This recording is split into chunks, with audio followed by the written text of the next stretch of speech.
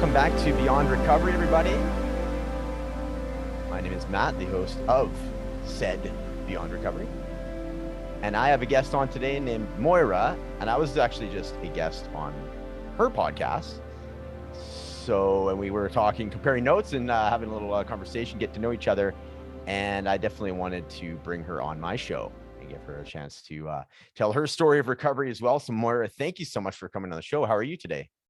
I'm good. Thanks for having me, Matt. It's nice to see you again and chat with you again. Absolutely. Yeah. We had a great conversation. It, the hour or whatever it was for your podcast just went by so quickly. I remember you saying even towards the end, I'm like, you were saying something like, we could go on for another hour like this, but there is time constraints and so forth. So yeah, absolutely. Great conversation. So your podcast, so Juggling the Chaos of Recovery. Tell the folks that are listening, how did that come about? How long have you been doing it? And what kind of format do you do with Juggling the Chaos of Recovery? Okay. So yeah, I've been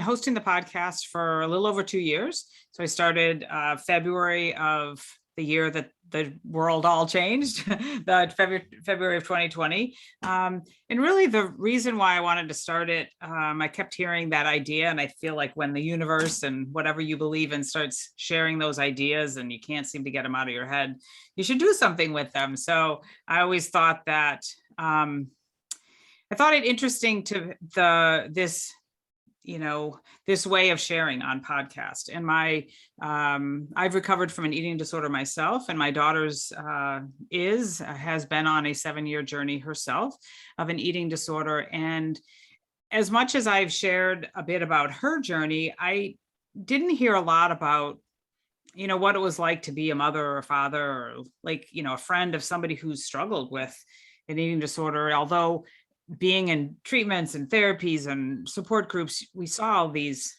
parents that were sitting there, sometimes with their eyes wide open, wondering what hit them.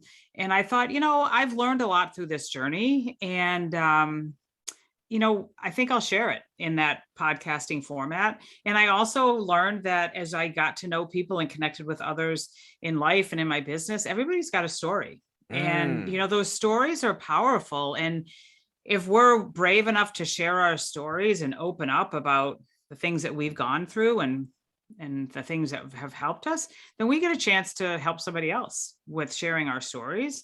And sometimes the magic is in the mess. And, so I just decided that I'd start a podcast and again, start sharing about my journey, but also start sharing other people's stories like your own of recovery and what they went through. And just because I know that this is a journey that can feel very lonely and you're very afraid and not sure where to turn next. And I thought if I could provide some hope to others as they listen to my story and those that I share, and perhaps feel like they're not alone and that they could go on another day and there's some hope of recovery and joy back in their life, I thought I would give it a try. So it's been a great journey, and people have been just so wonderful, like yourself. And there's different formats we found to connect with each other. So it's been really it's been a great journey, and it's something that I didn't expect is that just like what I said, I wanted to share other people's stories in my journey. I didn't realize how therapeutic it would be for myself. And I think we might have talked about that perhaps when we were chatting a few weeks ago, but just that idea that, during that time, and my daughter's in a wonderful spot right now, but things haven't always been great. And during those couple of years that I was launching and interviewing, things were my daughter was in it wasn't a great time. And so hearing those stories and connecting with others and hearing them, it really gave me a lot of hope. Not only what I was hoping that others would hear that, but it was really therapeutic for me. So I've been very grateful for that, just to hear those stories and hear the things that I needed to hear on those particular days to help me get through that day as well. Yeah, that's amazing. Fantastic. It's that's literally exactly where I was going to go with it next. I'm like, I imagine that you've gotten so much out of it yourself, and you've touched on it already. So really cool. And I highly recommend checking out the podcast. I like what you're doing over there. I like your brand, like the website and everything, and we'll link it in the show notes. I'm curious that like you do have a history, you were a nurse at one point. Um, and now you've shifted into this. How much of your previous knowledge and experience as being a nurse has been carried forward? Is it sort of like a once a nurse, always a nurse? Like you have these certain, intuitions. I'm just curious how it comes up and shows up in, the current work that you're doing nowadays. Hmm. Well, it's it's an interesting question. I think once you go through schooling and have that experience, it's you don't forget that. But on the other hand, I've forgotten a lot. And medicine and nursing has advanced quite a bit. So I don't think I'd necessarily want to go um, uh, have me be somebody's nurse at this point, because I need a little bit of refresher, Yeah, with sure. meds and protocols and things like that. But I've been on for the last along with my podcast, I also just help people live healthier lives by making natural choices. So represent a highly rated product line of wellness products. And so what I learned in nursing is, again, very valuable, and with medicine and surgeries. But what I found, the nursing that I went into, the type of nursing that I went into was rehab nursing. So not rehab like we're talking about, like rehab from drugs or alcohol or anything, but rehab like I had patients that had strokes, they were paraplegics, quadriplegics. Oh, wow. There was also I live outside of Chicago, and so there's but I lived in the city once I graduated from college, and it was called RIC, Rehab Institute of Chicago. Now it's called Shirley Ryan Ability Lab. But I did an internship when I was in college in rehab nursing, and I really loved it. So I was lucky enough to get a job in that area when I came out. And what I found interesting is that when people have had the patients that I was taking care of, they kind of had to figure out their new normal, and a lot of times it was less than 100%. If you go into regular traditional, nursing, like you break your leg, you're getting, maybe you have traction or you have surgery or something like that. But most of the time you get back to about 100% right after a little bit. But they had to adjust to a new normal, that they either were in a wheelchair for the rest of their life, or they had to use a cane, or they had to learn how to eat with their other hand, or they had to, lots of different things. And which, again, I thought I loved that kind of nursing. I still do today. But what I found is I moved into wellness. I found I started learning about wellness and what the impact of what we put in ourselves, on ourselves, and around ourselves. With one of our kids, one of our sons, who just he struggled to be a healthy kid. He was tired all the time. He had allergies and runny nose. And, this isn't necessarily a time to talk about all of that, but I found that if we, there's time for medicine, and there's also a lot that we can learn about, like, again, what we eat and how we sleep and our mindset and the things we clean our clothes with and clean our house with. Like, it has an impact on our health, our physical health, our mental health, and so I started to learn about that, and started to learn about how if we give our body what it needs with the food that we eat and some extra supplementation, and again, get rid of the toxic people in our life, the toxic, products in our home and things like that, that we can feel our bodies feel better, our cells feel better. And so we live healthier lives. So what I find in this area now is that I have the opportunity to help people, again, make some changes, and they can figure out a new normal, but it's better. It's more than 100%. Now they have an opportunity that if they make some small changes, they can feel better. They can, they don't have to be so tired. They don't have to be, there is some aging and whatnot. We're not like, there's no perfect perfection, but we don't have to feel old, look old and stuff like that. There's things that we can do, from nature. And, again, learning to eat differently and to move differently and things like that. So that's what I find exciting about what I do. I love nursing. I was in nursing and then medical sales, but always still in that hospital environment. Yeah. But now, again, I get a chance to help people live a different life, and a different life that's better. If they're willing to change, if they're willing to take those small steps to make those changes so that they can live more vibrantly and more energetically. I love that. It's beautiful. That is one thing that correct me if I'm wrong. It seems to come up a lot is like when you've been trained in the medical profession, that nutrition is either left out entirely, or it's just not, it's just like, don't worry too much about that. We're going to focus on, the pharmaceutical aspect or different other aspects in that sense. So it's super cool that you've come, you have this previous knowledge of the medical field, but yet you've done all this extra, investigation and knowledge gaining in the other more like holistic or natural side of it, and Right. combining the two. And just the way you described it is just, I love it. I think it's important. Sorry, go ahead. Yeah. And I got a chance to do like a practical nutrition certification. So it was more, again, in that nutrition and practical things that we can do every day. And I mean, to the doctors, to support them, they start with a little bit of nutrition and goes immediately into pharmaceuticals. So they don't get the training on it at all. And so they're not going to recommend things that they're not knowledgeable about, because it's their license on the line.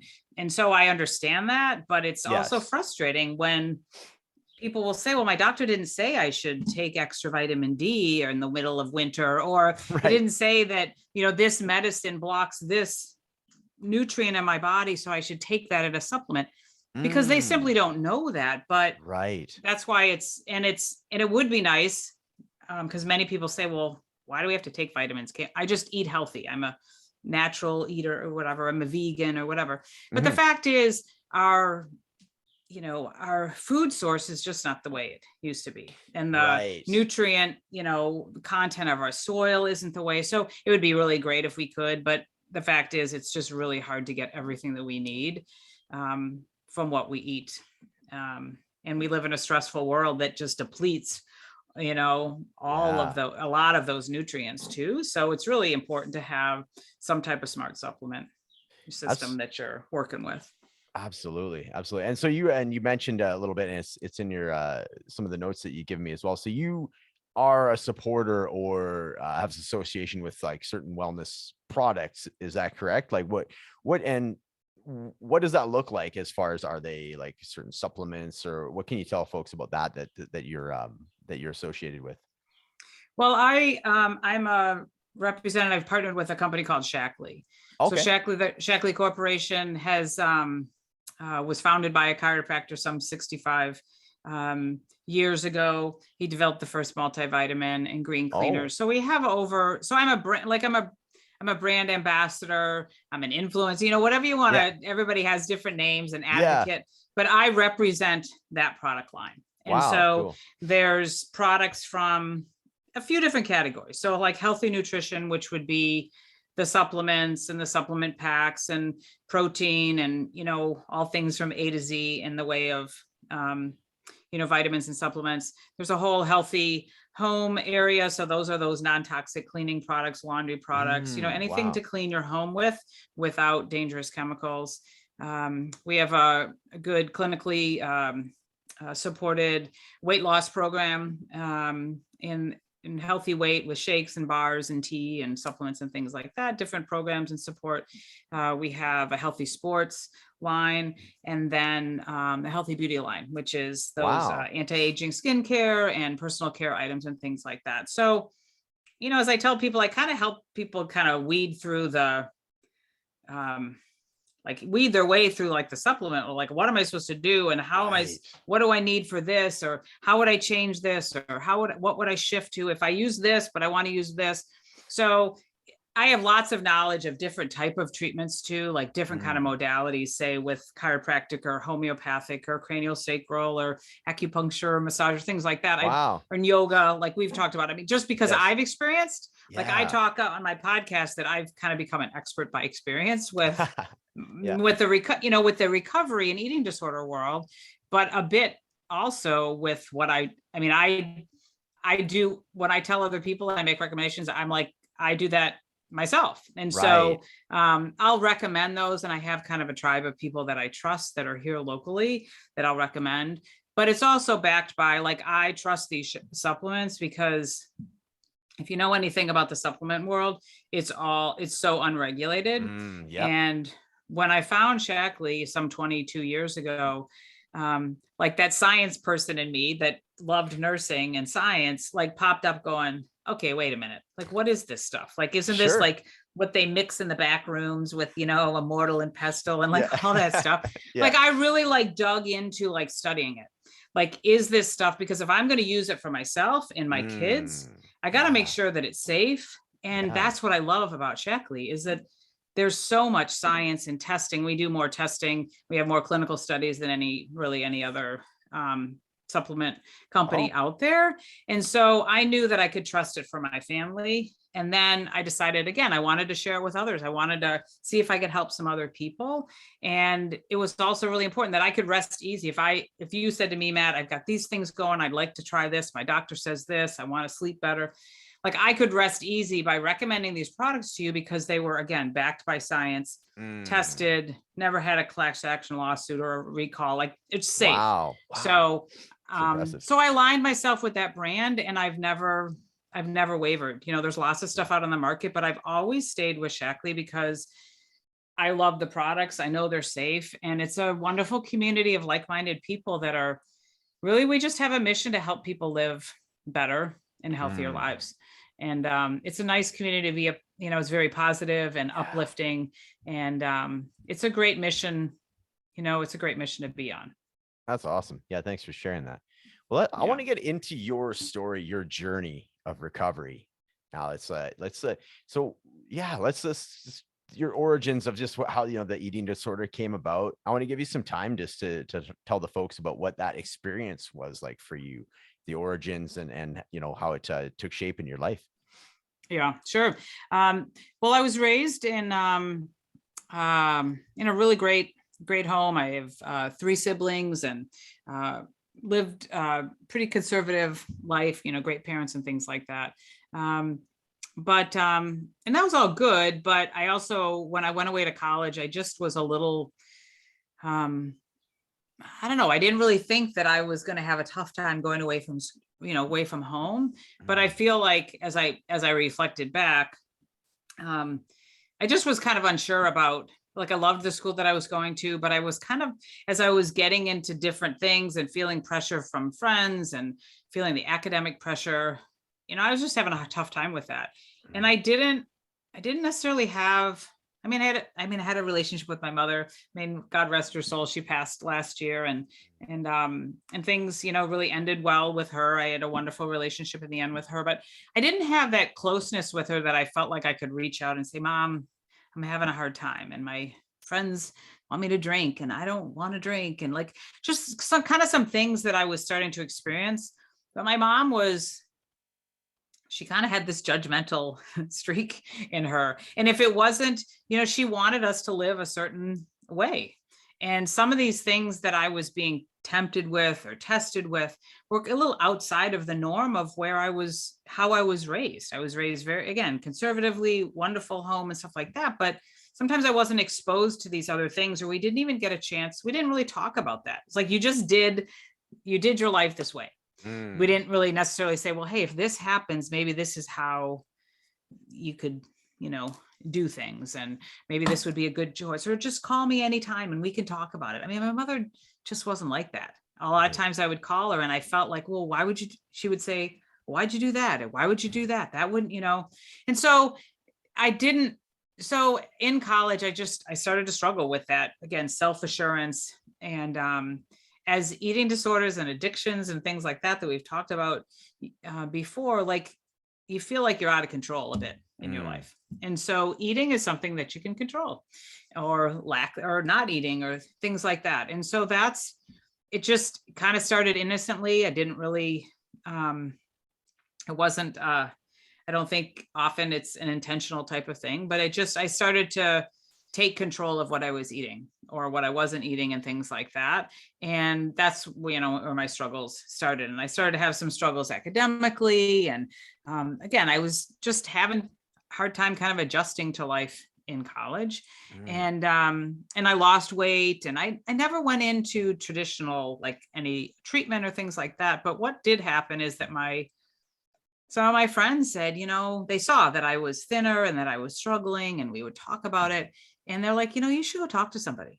I'm like, no. And, I'm in nursing. So, we do like assessments and we do a psych rotation, things like that. And I was like, no, I know what they're going to ask me. Like, I'm okay. You just like, but again, they kept encouraging me. And we had the school that I was in, a small liberal arts school, and they had free counseling. So I decided one day to go and set up an appointment and talk to somebody. And it took me a couple of sessions, and all of a sudden I was like, okay, now I'm starting to kind of feel like I'm getting some support, getting some help there.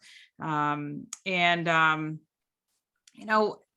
I look at my daughter and as I listen to other people that I've interviewed, sometimes I want to say, well, it really wasn't that bad. And quite honestly, it wasn't in this huge crisis mode, but I also never want to kind of negate or like just kind of put down somebody's story, even if they feel like it's not really that important, because I know that my moods and my energy and my weight and my just feeling good about myself was impacted in college. And I chose to do other things because of that. And so regardless if it was like I went into treatment and it was a big crisis, and it really did. I mean, it definitely was something that I was struggling with, and I was thin, and I came home, and a couple of my mom and then a couple of my mom's friends were like, you should just eat. And I'm like, it's not just about eating. And that's, again, looking back, and as I've done this and seen more, really isn't about eating. It's not about the food and things like that. It was about what I was going through. And that's the mode that I chose to control so that I felt a little bit better. And, things got a little bit better as college went on, and I did graduate, and I was dating a guy, and we were happy together and things like that. And I, like I mentioned earlier, I got a job in Chicago and moved to the city, and really started to live my life, and then moved into medical sales. And, I really feel like as I felt better about myself in my life, in my career, things got better. I mean, but I kind of did it on my own. And I've done more personal development and healing and things like that of late. Okay. I just and I was sharing this with somebody the other day that I was interviewing, and and we were talking about mindset and about those things that people say to us. And sometimes we don't understand the impact of it maybe until later, or they never maybe understand the impact. And as she shared her stories, of fascinating podcasts that we had. But I said, what my grandmother said to me, and I used to always hear it for some reason when I was growing up. And I have two older sisters and a younger brother. And my grandmother would say, Moyra, she always has a little trouble with things. Like, I don't even know what that means. Like, she's been gone a long time too, so I don't get a chance to ask her that. But I'm like, what does that mean? And as I told this gal, as we talked about that, I said, and you know what? I think perhaps, I know I've always remembered it. And I think it really got in me that I just figured things out after a while. Like, I have realized now in the last 7 to 10 years that we do need to ask for help. But my mother modeled this. She modeled this, like, we just do it. You just figure it out. You're strong. You don't ask for help. But that's who I've become. Like, I think I was a great nurse because I was a great problem solver, and nurses need to be great problem solvers. You have to kind of figure things out. And I just went on with my life, and I figured things out. And I wasn't always happy, and I dated a lot of guys, and I moved around, and I changed jobs, but I just kind of figured it out. And when I found the company that I'm, with Shackley, I met my husband in medical sales. I wanted to marry. I started to have kids. And it's really been a journey. And I wouldn't say that I kind of felt like I had gotten through all of that time, if you will, that time of struggle and my eating disorder.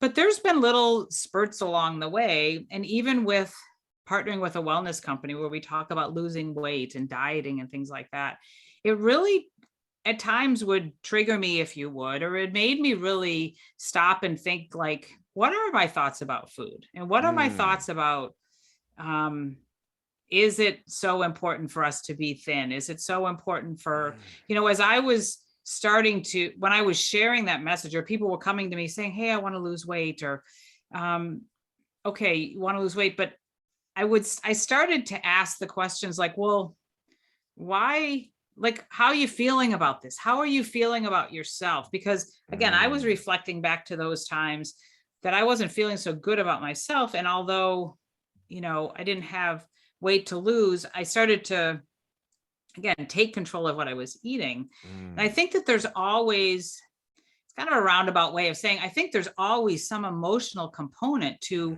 our behavior. And so as I started to go through this journey of like helping other people with their health, I continued to learn more about me and how my thoughts about health and food and weight. And even though I thought it was kind of all past that, they always say when you feel a little pain or you feel a little discomfort, sometimes there's more that you need to learn about that, right? Or Right. something triggers. Yes. If you get triggered, maybe it's because you need to learn a little bit more. And there was a few times along this journey of helping other people that I've been triggered, going, that we were supposed to weigh ourselves, and talk about our wellness journey. And I was like, oh, I don't want to weigh myself. Like, I don't want to, just these different things. But it's been a really cool journey because I believe that it's, again, helped me continue to heal and come to terms with that. And then honestly, Matt, when my daughter started to struggle and some of my past seemingly was repeating itself in front of my face, like that was another like, okay, wait a minute. That really was, it was tough. It was, I think, tougher than perhaps, I don't know, it's the first time I said it, but I feel like sometimes it's tougher than what I went through myself. When you have those, your children, those that you love, struggle, and you can't control that, right. And that was a tough pain that I'd never felt before. And so once again, my friends intervened and said, you got to get some help, because they saw that I was struggling myself with just the anxiety and the, just all of it was tough. And it was impacting my health. And they said, you got to take care of yourself. And I'm like, yeah, but I'm trying to take care of my daughter. And they're like, yeah, but you got to take care of yourself first. And that was, really when I started to learn that, yes, my mother modeled this. Like, we just do it. We just figure it out. We just do it. Mm-hmm. And I looked at, again, calling my mom when I was asking her for help, that showed that I wasn't able to do it myself. And it showed that weakness. And so I didn't want to do that. But I learned that we need to do that. And I started to call it support. Like, well, maybe you just need to get some support. Like, maybe I just need to call my friend Matt, or maybe I need to go for a walk with my friend, or maybe I need to go take a bath, or take a yoga class or whatever, and get that support that I need. And I started to realize that importance of reaching out to others for help, that, we've got to do that, because we can still be strong women and men and business owners and entrepreneurs and all that. But there is a place we also need that support. We don't need to do this. Don't need to do this alone. Yeah. And it doesn't mean that we're weak. It's just that we need a little extra support there. So it's kind of a roundabout story of, beautiful, but that's the way it's kind of come along. That's great. It's a great place to kind of just, reflect on some of what you had said. And then I definitely like to get into sort of the dynamics of you and your daughter, right? But before we do, so much great stuff in there. So thank you so much for sharing just so honestly. And and it's like you say, it is I imagine it's therapeutic for you to be able to look back on it and all that. One thing that comes to mind when you were talking is sort of this feeling of self-judgment of like, was my story that bad? Like, did I, when you're reflecting on it. And I love how you were just, word is like, any story that can be shared somebody else will see themselves in your story, or it can potentially help somebody. I know what you mean though, because like even from my own personal story, there was times like that where I was like, well, like what makes my story so bad? I didn't, fill in the blank. I didn't lose my house, so is it really that bad? Like, or am I just being like, am I being whiny or whatever it may be, right? So that's really super cool that you address that side of it. As far as anybody that's listening, like every story matters, and regardless, there's so much of a spectrum of different nuances and everything. So just I love how you covered that off. aside from that, you know, very, I admire you for your ability to learn your self-awareness and then to be able to actually pivot, and not beat your head against the wall. You realize there's something that needs to be changed. You take the time to learn that about yourself and your environment, and you pivot and you can change. So I admire that about you.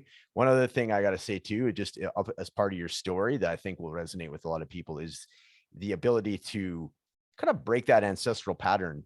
And we talked about it a little bit when I was on your show Mhm. about how, there's like these things that these learned behaviors that just get passed down. And oftentimes in different families, and I've seen it even in my family at times, where things will just get passed down. They don't get questioned. It's just the way it is. And it goes generation to generation, down, down, down the line. And for you, you have changed the trajectory of your family lineage from learned behavior from your mom for you personally. And now you are also then doing the work with your own daughter. So super cool, very admirable as well.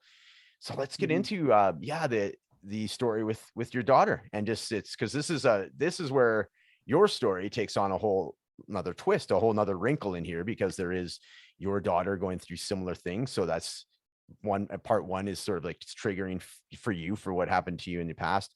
You already mentioned you don't have that control over it, so it's in a sense more painful or more uncomfortable for you.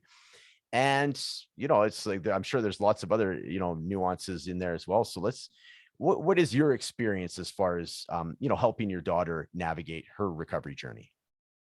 Yeah, I think yeah, it has been it's been an interesting 7 years. And again, I think any mother or father that's listening to this, knows that if they're, sometimes they're only as happy as their most unhappy child or something. And Mm, so when somebody really starts to struggle with whatever it is, I mean, it's just you just want your kids to be happy. you know and you and again, when our daughter was in high school, I mean, she's super smart gal, and big smile on her face, very involved in music and swimming and gymnastics, all kinds of marching band and stuff like that.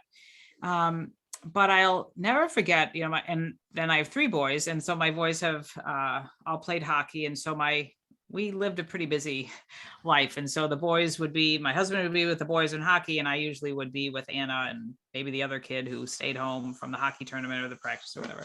mm, And I remember being out with our daughter and one of our other kids. And again, my husband was out of town with both of the kids. I don't know, but I know I had the two and I have four. So, but we were out to dinner and just, out and eating and stuff like that. And I just kind of caught a glimpse of my daughter when she was eating, and she was kind of like pushing her food around the plate and appeared to be eating, but she wasn't really. And I was mm. like, exactly. That's exactly what I was like. Like, I kind of recognize that behavior. And I was like, no, no, no, no, no. And you're kind of like in your head going, no way. Like, no, no, no, no way. But there had been a few signs along the way. I mean, she had lost some weight. I had seen, that I had seen. You could visually see that. She was a little bit more anxious and not always super happy all the time. Um, but again, I never imagined that that's what was going on with her. Like, you would go into her bedroom and she would take 3x5 cards and she would just write like just happy sayings on there. Be happy, smile all the time, make sure you give somebody a hug, or whatever. And she'd Mm, put them on her, and she would have pictures of her and her friends smiling, and these mm. cards like plastered all over her wall. So she was like a happy kid. Yeah. And then I was like, what is going on? And so we came home, and I put my younger son to bed, and went in. And this was the time that we didn't have but they weren't called smartphones, but we had cell phones, but you Mhm. could get into them. You could pick them up and you could see what was going on and not have to have a password. And I started to see a conversation that she was having with somebody in her phone about, oh yeah, my mom wanted us to go out to eat, but I didn't really want to eat. And oh, I had a shake for this, and I did this, and this other person was corresponding. And it was like this. So I'm sitting there on her bed, and she was in the bathroom, and she walked in, and I looked at her. I'm like, what is going on? And so it was just this time that I kind of found out what was going on. And what I do remember is that it was almost like she was relieved, like, because eating disorders for sure are very secretive. And it was like all of a sudden I found out, which that doesn't necessarily think that it's good, but it gave us a chance to talk about it. Gave me a chance to say, what's going on, honey? Like, can I help you? Whatever type of thing. And that was again the start of it. And it can be this long stuff, but that was really the start, that it was this big for me as a mother. It was such a shock, like, what's going on? Or almost like I just popped into my head, like it's almost like you're finding, the beer bottles under your kid's bed, or your, Right. the whatever stolen merchandise in your garage or something. It's like this shock. Yeah. Like, what's going on? And it did give us a chance to start talking about it. And I got her a little bit of help. I said, let's go, maybe you can talk to somebody. But what I really want to share is that I started to feel like, okay, I'm the mom. We're going to do this together. Like, okay, I started to like, okay. And I know people, and like, okay, you can go see this person, and, oh, how about we do this together? And so I just like jumped in, like, okay, I'm going to help. And albeit that may sound good, it's kind of like, it was a little too much. It was, I was able to, again, just in the beginning, again, I got her a dietitian to talk to. She reached out to my niece, who at that had struggled a few years before that. And so asked and had some conversation with her. And then my niece reached out to me and said, maybe this is somebody she could talk to, or whatever. So we did start to talk to other people and started to get some help, but it was all outside of any type of real treatment. But she just really struggled. And I remember picking her up from a therapy appointment. And actually the therapist had called me and said, your daughter's really like dysregulated, as they would say. And I'm not sure, but she would go and drive herself to a therapy. I'm going, mom, kind of like baby, like me, like, I'm going to go, I'll take care of this, mom. But the therapist called and said, she's really dysregulated. Like, I'm concerned about her driving home by herself. And so would you come pick her up? And so, of course, I said, I'll come get you. And I remember picking her up, and she got in the car, and she just was so upset and just so lost. And I said, listen, Anna, you know what? You're so smart. And it's probably really frustrating that you can't figure this out, whatever this is, whatever's going on. And I said, you know what? And then we've got some places in town that you can go for an assessment and things like that. And I'd learned about those and prior to, but we hadn't done anything. And I said, what would you think about like calling this one place maybe tomorrow, and maybe going there and just doing an assessment and see what kind of help maybe they can offer? And she said, yes. And it's, it's kind of this humbling thing. I don't know if that's the right word, but it is this place of going, okay, we can't do, like, Anna, you and I can't do this. I mean, she's my only daughter. We just had a great relationship. We did so much together, but like, I was like, we can't figure this out. Maybe we need to find some other help. And I think, and then the next thing, so we did that. My husband was out of town. I called him, all of that kind of stuff. But I do remember when we took her to this treatment place around us. And again, you go in for an assessment. They talk to us, they talk to her. It's this long, drawn out process. They do some labs. They have people come talk to her and talk to us. And again, a day that I won't forget is we were sitting in the room, in this assessment room, whatever you call it. And then she came back in, and then the therapist or the assessing whatever.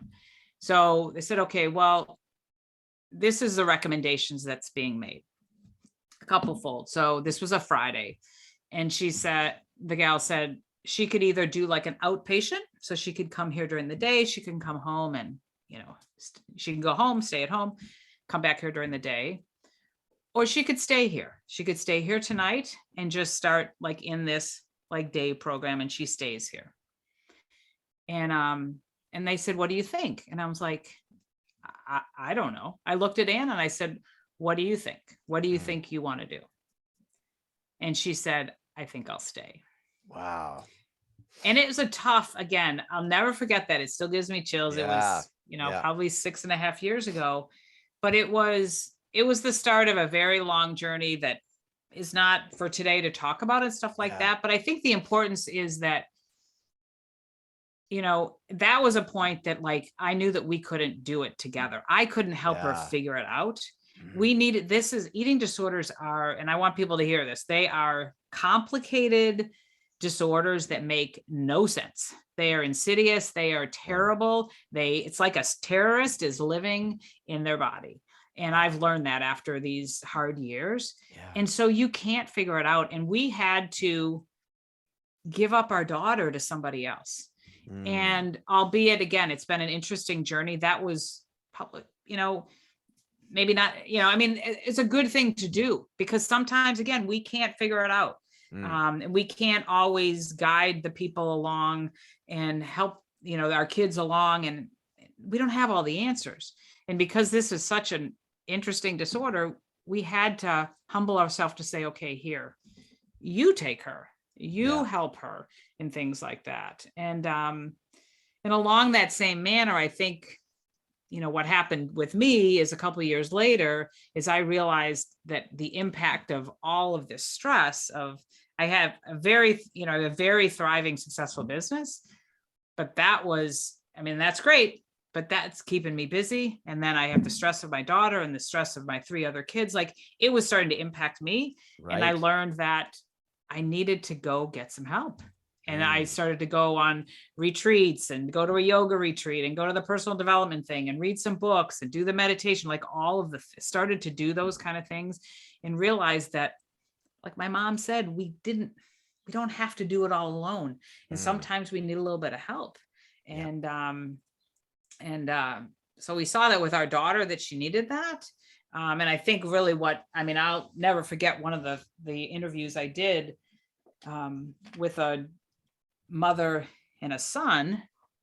I asked him the question. I said, what did you think? Because they both recovered. They were drugs and alcohol. They wrote a great book of recovery and redemption and things like that. But I said to him, I said, what do you think about like your mom? She's really trying to help you, and she recovered first, and such a support. And he said, yeah, I think that was great. But you know what? Until I was ready, there wasn't anything my mother could do. Yeah. Bingo. And I think that that's a real message for people to hear, is that we can love our kids, our friends, our whatever spouses, whatever, we love them.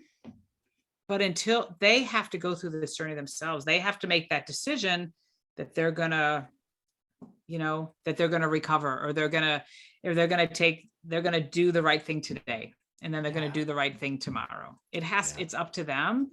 And in the meantime, as much as we want to help them, we have to take care of ourselves, and learn about our own self-care and learn about boundaries and things like that. That's so well put. That's so well put. Let's get into when you're talking about boundaries, and I love the self-care thing. Like, that's one of my friends who's also a coach always uses the analogy or the comparison, like when you're on an airplane and there's like the oxygen mask comes down, you got to do yourself first before you can help the person beside you, right? Filling your own cup. So I love that. That's something that it takes a lot, especially if people are used to being people pleasers. They feel that it's so selfish of them to self-care somehow has this collapsed distinction with selfishness, which is that's great that you brought that up. Let's get into you're talking about boundaries though too, right? So, and boundaries, even for myself, my own personal experience, I had a hard time differentiating boundaries from like conditions or expectations, right? So let's get into that. What was it like for you setting your own, and what do boundaries mean to you, and what was it like for you to establish boundaries, and what does that look like for you nowadays? Yeah, that's interesting. I like that, conditions and expectations, because I do believe that there was quite a bit of codependency in my upbringing, and doing things again to please my mother, to keep her happy, or didn't want to share this because it would impact her or whatever. Right. So, and I think that there's a definition of boundaries, right? Is that it's how we want others to treat us, right? Is the definition of boundaries, is how we show other people how to treat us. So it's that I think even with, with our daughter and her being in treatment and making a phone call, there were many times, most of the time she called me, and they say that they call the person that they feel the safest with, but they're not always the kindest to those people. So there were plenty of times that, she was not kind, and she was, again, she was in crisis. She was unhappy. She was, not kind to me. And so even a simple boundary that a therapist taught me, if the conversation was just like, oh, they're not helping me here, and I don't want, I'm so, all this like, it's just a negative, that she said, you can say to her, listen, I love you. I'm sorry you're having a hard time. Like, but this is just like, this isn't really helpful conversation. Like, or do you need to like empty your bucket a little bit more, and then can we just change the subject, like, because I want to talk to you, not just hear you complain. So you can, she started to help me learn about those boundaries of just telling somebody, like, I hear you, I understand, if it's going to continue on like this, like, it's just not good for me, so maybe we should stop the conversation. Gotcha. Or okay. Yep. maybe we could switch, gears, or, I understand that if you want to empty your bucket, or like even the whole, like, they call and they complain about the meal plan or the this or that. It's like, okay, guess what? We're not talking about that. Like, that's not, doesn't matter. Like, I'm not going to change anything. Like, they're the experts. You have to follow that. So that's like a non-negotiable. Like, we're not going to talk about that. So those were the kind of boundaries that I started to learn with our daughter, like when she made those phone calls, or saying, I hear that, you know what, I'll follow up with your dietitian or your nurse, and I'll talk with them, and then we'll see, instead of just taking it all. Like, so many times I got the phone calls and just all this stuff. And then again, I was like, well, maybe, and you're trying to, it's like, okay, no, this conversation, it's over. Like, if it's going to be this way, like, I love you, but you calling me and like dumping on me, it doesn't help. It it's, so again, we could go on and on about that, but that's one, type of boundary that I started to learn with them being, with her being in treatment and stuff like that. But I've also, I also use that with my husband now. It's like, you know what, I don't know if you're going through a rough time, but like, or I don't really want to hear about that stuff in the news. So, either I'm going to walk away, like, maybe we can change the subject and talk about something else, or watch a funny show, or I'm just going to go upstairs. Like, I never did that stuff before. I would just always like, oh, but like those kind of boundaries, again, it's kind of like, we need to do that kind of stuff, because it helps, it helps, it just helps that relationship. And these days, more importantly, it helps me, I just feel better, because otherwise I feel like I'm controlled by everybody else. Like, I'm not setting that boundary of like, I don't want to hear about that. I don't want to hear about that. I talked to a girlfriend today, and she's like, oh, my son this, and my husband this, and my coworker this. And I'm like, okay, so what can you do? It's kind of like, we can complain about all these things, but like, what can we do? And that's kind of that boundary of like showing up first, putting the oxygen mask on first. What can you do? And sometimes a boundary can be like, you know what, I'm, or I'm going to go upstairs. Again, the conversation is getting bad here. I'm going to go upstairs and I'm going to take a bath, or I'm going to leave because it's just not helpful, those kind of things.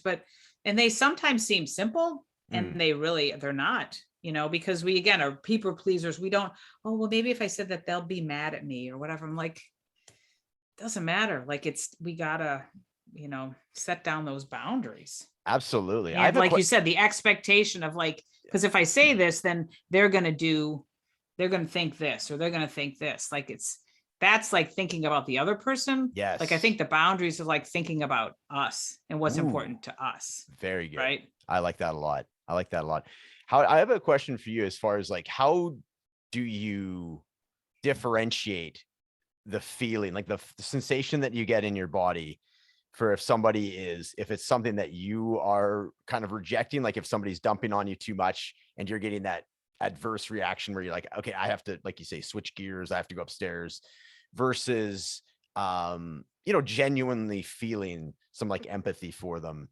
Like, where is there a threshold where, like, are you that body aware? Is that something you could give people advice? Because for me, when I see somebody struggling, there is that initial thought of like, there's an empathetic sensation that I get in my body. And then I know when I start kind of feeling a little bit more closed off, when it's a little too much, that's when that's my threshold. What was it like for you, like to have like a sensation in your body where like, okay, no, this is beyond anything. This is now affecting me and my ability to show up for this conversation. What was that like for you to like, and what kind of Yeah. advice could you give for that? Yeah, I think that's interesting. I feel like there's been plenty of times when I felt a lot of that, stress and despair and stuff like that when my daughter's struggling. And I would always I always feel it in my stomach, I kind of get a pit in my stomach kind of thing. Yeah.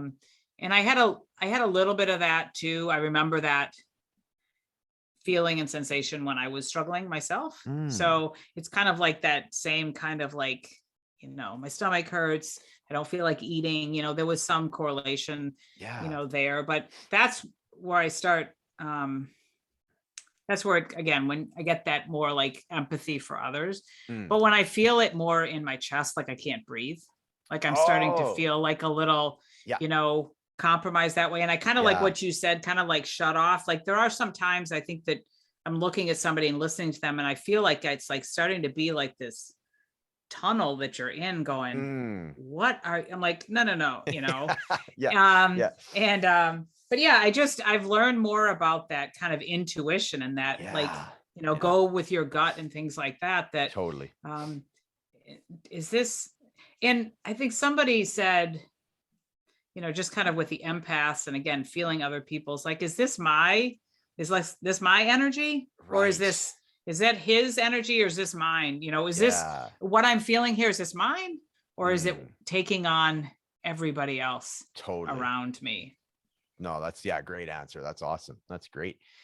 And as was with when I was on your show, or coming up on an hour now. Yeah, I know, here we go. Right. Goes by so quick. Thank you so much for coming on today and sharing your story. It was awesome.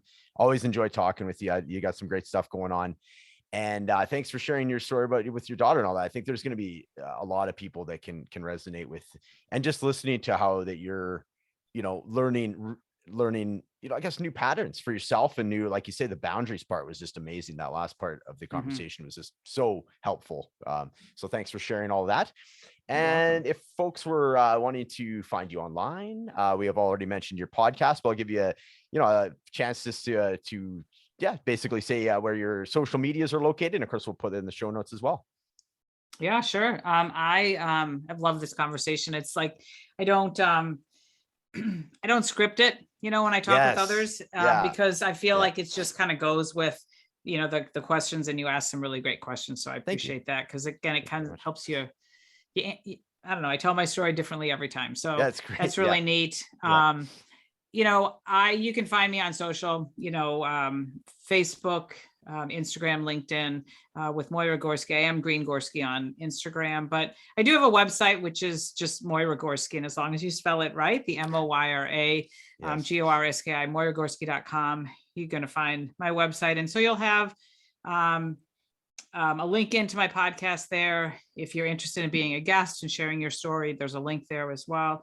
I did develop I self-published a journal I don't know if we even talked about this, the last year, just because journaling became we didn't even talk about that, but really journaling has become a great healing modality for me, and getting all of those thoughts out of my head and writing them down. So I created a little journal just as a kind of, one of my friends said, it's a nice starter journal because it has some inspirational quotes in there. It has a little bit about my journey in the front, and just the things that I do in the morning as morning routine of meditation and prayer and movement and quiet and stuff like that. And so you'll find a place, if you want to pick up one of my journals, you'll find a link to the wellness business that I have.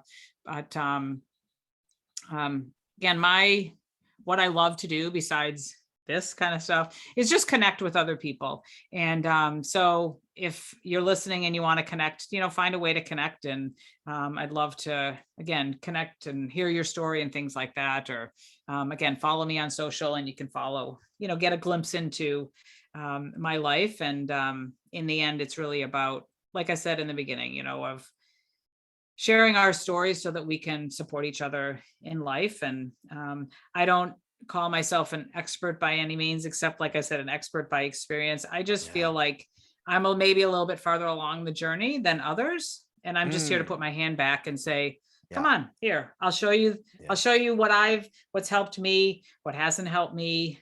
Maybe this would help you. I'll come along with me, and we can go on this journey of life together.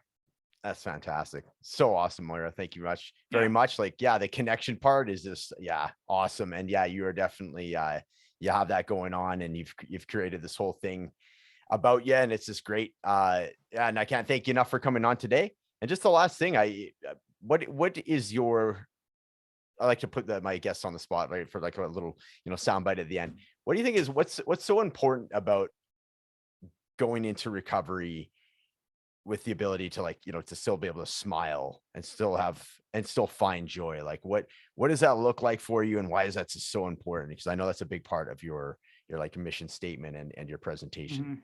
Yeah. Well, I think that, I know that, life is short. Like, we're not always promised tomorrow. And I lived a good part of my life kind of being ashamed of my story, or not being comfortable opening up about me, again, sharing with, being able to ask that question or ask for some help. And so I feel like I've lived a lot of my life not feeling like what I was all about was worth sharing. And on this journey, I learned that it is, our life is worth sharing, because we could probably help somebody. And again, life is worth living. Like, we aren't promised tomorrow. We don't, especially today, it's such a crazy world. We don't know what's going to happen. And so just live today, like, perhaps like it was your last. Live today, wake up with joy in your heart, wake up with love in your heart.